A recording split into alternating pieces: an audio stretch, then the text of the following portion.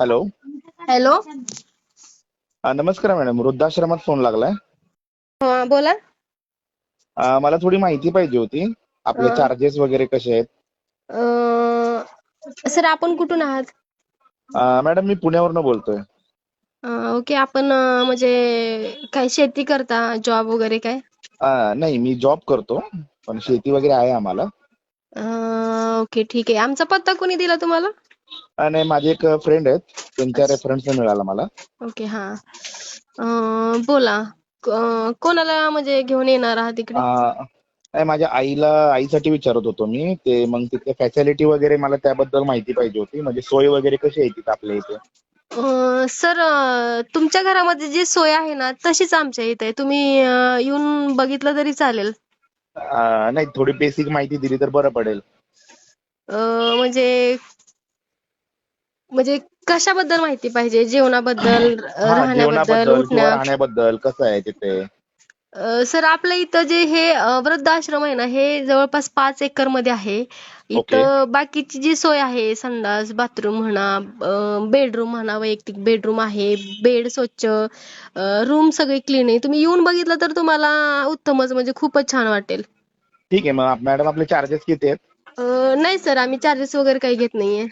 नाही, पण मला माझ्या रेफरन्स मध्ये तुम्ही मित्राने नंबर दिला, त्याने हा. सांगितलं की चार्जेस वगैरे आहेत, पे घेतात म्हणून ते. नाही सर, आपण एकही रुपया घेत नाही. मग हा. मॅडम एक विचारू काय तुम्हाला? हा बोला ना सर. मग तुमचं मेंटेनन्स कसं वगैरे करता तुम्ही? सर, आम्ही सहखर्चाने करतो. आम्ही स्वतः चालू केलेलं आहे. आम्ही कुणाचे पैसे वगैरे काही घेत नाहीये. अच्छा. हा. मग मला तुम्ही सांगा, तुम्ही किती भाऊ आहेत? नाही, मी एकुलते एकच आहे, मला भाऊ नाहीये. हा. मग तुम्ही आईलाच ठेवणार आहे ना? हो हो हो. बरं, त्याचं कारण का?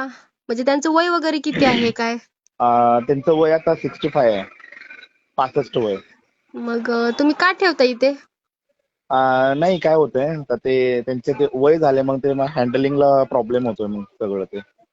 आणि ते त्यामुळं आता म्हाताऱ्या माणसांचं माहितीच आहे ना तुम्हाला. हा सर. हा. मला सांगा, तुम्हाला किती मुलं आहेत? मला 2 मुलं आहेत मॅडम. ओके. आणि बायको? बायको एकच असते ना. ओके. ठीक आहे. म्हणजे तुमचा फक्त तुम्ही फॅमिली म्हणजे 4 आणि तुमची आई 5 जण आहेत ना? हो हो हो. मग तुमचं स्वतःचं फ्लॅट, घर, जागा काय? आहे आहे ना आहे. स्वतःच आहे. हा, आमचा 3 BHK चा फ्लॅट आहे. ओके. इथं धनकवडीमध्ये आहे. ओके. अच्छा. ठीक आहे सर. आणि पूर्वी तुमची आई काय करायच्या, म्हणजे तुम्ही लहान असताना वगैरे? माझी आई शेतीच करत होती. मग तुम्ही लहान असताना तुमची आई शेती करायची आणि तुम्हाला काय पाळणा घरमध्ये ठेवलं होतं का? नाही नाही, आई मला सांभाळायची ना. आई कशी पाळणा घरात ठेवेल? ओके. म्हणजे तुम्ही लहान असताना तुमच्या आईने तुमचा सांभाळ केला. हो हो. म्हणजे तेव्हा तुम्ही आईला जड झाला नाही. म्हणजे तुम्हाला आता आई जड व्हायला लागली का? तसं नाहीये मॅडम, कसं आहे हा. आता आईचं वय झाल्यामुळं बायकोचं पण पटत नाही, मग त्यामुळं उगाच भांडणं होणं हा पण प्रकार होतोय. मग आणि जर एक मीही मिनिट बाहेर असतो कधी कधी. एक मिनिट. हा बोला. ज्या आईने तुम्हाला रात्रंदिवस कष्ट करून, मेहनत करून लहानाचं मोठं केला, मोठं होऊन तुम्हाला एवढ्या मोठ्या सर्व्हिसला लावलं, आज तुम्ही एका म्हणजे बाईसाठी, बायकोसाठी तुम्ही आईला तुमच्या वृद्धाश्रममध्ये ठेवताय, जिने तुम्हाला 9 महिने पोटात ठेवून कबाड कष्ट केले. म्हणजे त्या कष्टाची तुम्हाला जरा पण जाणीव नाहीये का सर? नाही नाही मॅडम, तुम्ही बोलताय ते समजतंय मला. हा. मॅडम, तुमचे चार्जेस काय असेल ते पे करतो मी. नाही हवं नाही, तर आत्ता चार्जेस वगैरे आत्ता तुम्हाला नाहीये. फोन पे मारतो मी, काही नाही टेन्शन नाही, नाहीये. आम्ही पैसेच घेत नाहीये सर. फक्त मला तुम्हाला एवढं सांगायचं आहे, तुमचा 3 BHK फ्लॅट आहे, तुम्हाला 25 का 30 एकर म्हटला, तेवढी शेती आहे. मग हे शेती जी आहे, तुम्ही स्वतःच्या कष्टातून शेती घेतलेली आहे का तुमच्या आई वडिलांनी घेतलेली शेती आहे? नाही नाही नाही, ते आई वडिलांच्या थ्रू आम्हाला आलेले आहे ते. म्हणजे शेती हे नोकरी सुद्धा तुमच्या आई वडिलांनीच लावली. शेती ते तुमच्या आई वडिलांचीच आहे. आणि तुम्ही बायकोसाठी तुमच्या आईला वृद्धाश्रम ठेवताय. जरा तुम्ही स्वतःला लाजा की थोडं तरी. मॅडम, तसा नाहीये प्रॉब्लेम. कसं आहे, हा. आता म्हाताऱ्या माणसाचं पण आहे ना थोडंसं हँडलचं बाबा, म्हणजे आम्हालाही थोडंसं फ्रीडम मिळत नाही. कुठे जायचं म्हणल्यावर होत नाही ना, मग मग आई असल्यामुळे आम्हाला कुठे जाता येत नाही. अहो त्या पूर्वीचा विचार करा ना, की ह्या वयात म्हणजे जेव्हा तुम्ही लहान होता तेव्हा माझ्या आईनं माझ्यासाठी किती काही काही म्हणजे कष्ट उचलले असतील. आ तुम्ही तो विचार का करत नाही? अहो तुम्ही तर त्या लहान लेकरं आणि म्हातारी माणसं हे एकाच म्हणजे मेंदूचे असतात, कळलं का? तुम्ही त्यांना उलट लहान लेकरासारखं जपायला पाहिजे. अहो आईचं महत्व तुम्हाला माहित आहे का? आणि तुम्ही आज बायकोसाठी आज तिला तुम्ही वृद्धाश्रममध्ये ठेवताय. जरा थोडं तरी लाजा. पूर्वीची माणसं बघा. हो हो हा मॅडम, बरोबर आहे तुमचं. हा मग आणि तुम्ही तुमच्या पैशाचा जोर दाखवताय का तुमचं पे करतो पण तिथं ठेवा. हे चुकीचं आहे सर. असं नाही तुम्ही बोलायला पाहिजे. एक वेळेस तुम्ही बायकोला दापा. बायकोला म्हणा माझी आई इथंच राहणार आणि तू तिची सेवा सगळी केली पाहिजे. तुम्ही कष्ट करताना ठीक आहे, पण बायकोचं कर्तव्य आहे सासूला तुमच्या आईला सांभाळणं. हा त्या आईच्या ठिकाणी तुम्ही बायकोला ठेवा बरं वृद्धाश्रममध्ये. तिला कसं ठेवणार मॅडम? का आईचा सांभाळ करा ना तुम्ही.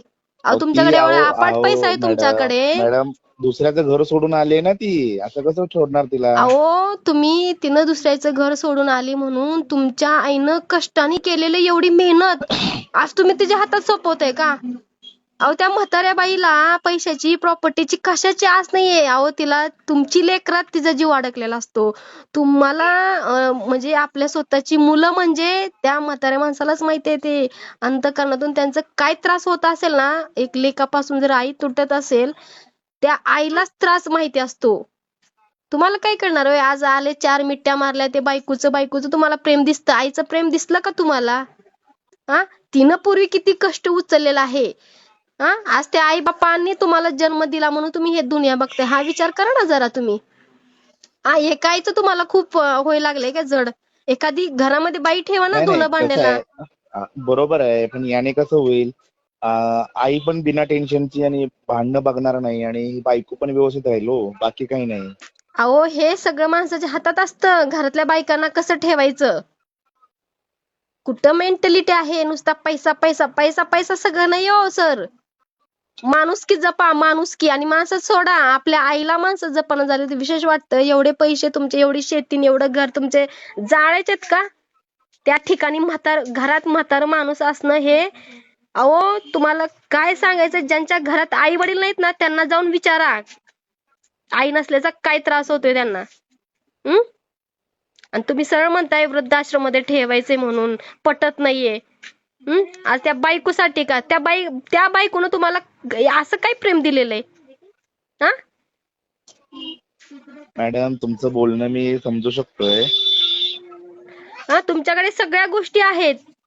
तुम्हाला जड नाहीये ती आई. एक बरोबर काम आहे. करा. तुम्हाला जर वाटत असेल ना की नाही तुमच्या आईला ठेवायचंच आहे तर एक काम करा. जसं तुम्ही वृद्धाश्रम मध्ये आईला ठेवता ना तर त्यांच्या आई वडिलाची जे कष्ट कमाई आहे त्यांची घर शेती पैसा ते सगळं तुम्ही अनाथ आश्रमला दान करा. तसं कसं करणार मॅडम? का? मग त्यांनी कमावलेले तुम्हाला पैसे प्रॉपर्टी ठेवायच्यात आणि तुम्हाला आई जड व्हायला लागले का? तुमचे चार्जेस देणारच ना आम्ही. आम्हाला दान नका करू. आम्हाला नका. आम्ही घेणार नाहीये. तुमचे डोळे फक्त आम्ही उघडतोय. आम्हाला दान नकोय. तुम्ही दुसऱ्या ठिकाणी दान करा जाऊन तिकडे. आम्ही तुमची आई सांभाळायला तयार आहे. पण तुम्हाला लाज वाटायला पाहिजे जरा तरी. त्यांची प्रॉपर्टी मॅडम त्यांची सगळं तुम्हाला पाहिजे पण आई वडील नको आहेत का? मॅडम असं कसं बोलताय तुम्ही? असं कसं म्हणजे? आम्ही तुम्हाला जरा इन्क्वायरी तरी करायला फोन केलाय, तुम्ही इन्क्वायरी आम्हाला नाही. सुनावताय. इन्क्वायरी नाही तुम्हाला सांगून द्यायला लागलोय. तुम्हाला पटवून द्यायला लागलोय आईचं महत्व काय. अहो त्या ठिकाणी तुम्ही बायकोला दापा. बायकोला सांगा. आज त्या बायकोच्या आईला तुम्ही 4 शब्द बोला. बघा तुमची बायको तुमच्या अंगावर नाही आली ना चप्पल घेऊन मग कळेल तुम्हाला. अहो त्या आईचा विचार घ्या. हे मी ते सांगते. जाऊन जरा आईजवळ बसा. तिला प्रेमानं तिचा हात हातात घ्या आणि तिला जरा प्रेमाने बोला. नाही ना तिच्या डोळ्यातून अश्रू धडधड निघालेला मग तुम्हाला कळेल आईचं काळीज काय ना आईचं प्रेम काय ते. आणि मगच तुम्ही विचार करा अनाथ आश्रम मध्ये ठेवायचं की नाही ठेवायचं ते. आज ती पैशाला आणि तुमच्या प्रॉपर्टीसाठी ती जिवंत नाहीये. आज ते तुमच्या लेकरांच्या तुमच्या आणि तुमच्या लेकरांच्या प्रेमापोटी ती जिवंत आहे. कळलं का? त्यांना फक्त प्रेम पाहिजे असतं. पैसा प्रॉपर्टी नाहीये बायको सारखं. कळलं का? त्याच्यामुळे तुम्ही आईला जपा. आईला नाही मॅडम तुम्ही बोलताय बरोबर बोलताय तुम्ही. सॉरी, पण काय माझे खरं सांगतो मी, तुम्ही माझे तसे डोळे उघडले मॅडम. मी चुकीचं म्हणजे ठीक तसं आहे हो योग्य सर, मला काय योग्य म्हणायचंय, योग्य मी योग्य ठिकाणी फोन केला असं वाटायला लागलंय मला. मला काय म्हणायचंय, ठीक आहे, जे ते आई वडील आहेत त्यांना पाठिंबा कुणाचाच नाहीये, मुलगा नाही, मुलगी नाही, नातेवाईक, त्यांना ते आमच्याकडे भरपूर लोक आहेत तसे की त्यांना पाठिंबा म्हणजे नाही कोणीच नाहीये, मॅडम, नातेवाईक नाहीत, तुम्ही आई वडील तुम्ही नाहीत, पण बोलताय ना तुम्ही मला, एवढे मला खरंच पटलं ते. माझ्या आईला मीच सांभाळेन आता. ओके शिवाय सर. शिवाय तुमच्या वृद्धाश्रमात कधी काही गरज पडली ना, मला मला सांगा. मी काय आहे ते मदत माझ्याकडनं होईल तेवढी मदत करेन मी. नाही सर, आम्हाला मदतीची गरज नाही, आम्ही फक्त ना सांगून देतो बा ठीक आहे, त्या आई वडिलांना अगर मागे कोणीच नाहीये ना, तर आम्ही तसे आमच्याकडे भरपूर आई वडील आलेले आहेत, पण ज्यांना इतकी प्रॉपर्टी असताना, ज्यांचा इतका मुलगा एवढा सर्व्हिसला, मोठ्या सर्व्हिसला असताना, जर तो जर हा विचार करत असेल, मग काय राहिलं या जगात, काय सुद्धा नाही. नुसतं असं आता विचार चाललेला आहे की नुसते लोक पैशाच्या पाठीमागे लागलेत, ह्यांना माणुसकी राहिलेली नाहीये. नाही मॅडम, बरोबर बोलताय तुम्ही. मला तुमचं बोलणं मला पटलेलं आहे ते. म्हणजे अक्षरशः सांगायचं झालं तर माझे तुम्ही डोळे उघडून दिले मॅडम. ओके सर, ठीक आहे सर. ठीक आहे मॅडम, थँक्यू. वेलकम.